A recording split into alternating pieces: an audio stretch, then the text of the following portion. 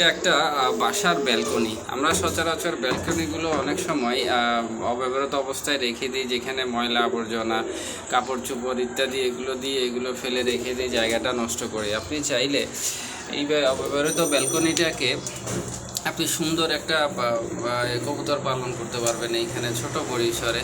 এই দেখুন, এটা একটা ব্যালকনি, এখানে কবুতর পালন হচ্ছে। এই যে দেখেন কবুতরগুলো পালন হচ্ছে, এই যে খাঁচার মধ্যে কবুতর, খুবই ছোট পরিসরে।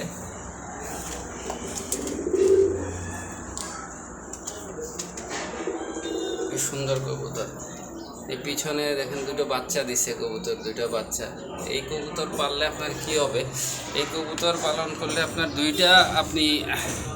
দুই ধরনের সুযোগ সুবিধা পাবেন। সেটা হচ্ছে, ধরেন আপনার এই কবুতরের মাংসটা হচ্ছে খুবই সুস্বাদু এবং খুবই টেস্টি। আপনার শরীরে এই মাংসের যে চাহিদা আছে, সেটা কবুতরটা দিয়ে আপনি ওটাকে ব্যবহার করতে পারবেন। তারপরে আপনি চাইলে সেই কবুতরটা বিক্রিও করতে পারবেন।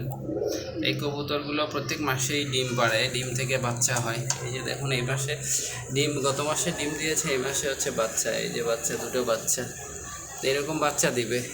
বাচ্চা দিলে আপনি সেটা খেতেও পারবেন, আবার বিক্রিও করতে পারবেন। আপনি এই শখের বশে শুরু করতে পারবেন। শখের বশে শুরু করলে এক সময় সেটা আপনি কমার্শিয়ালি বা ব্যবসায়ের উদ্দেশ্যেও আপনি করতে পারবেন। আপনি ছোট পরিসর থেকে আপনি শুরু করতে পারেন, বাসার অব্যবহৃত ব্যালকনিটা থেকে আপনি শুরু করতে পারেন। কোনো কাজই ছোট নয়, যে কোনো কাজ আপনি শুরু করতে পারেন।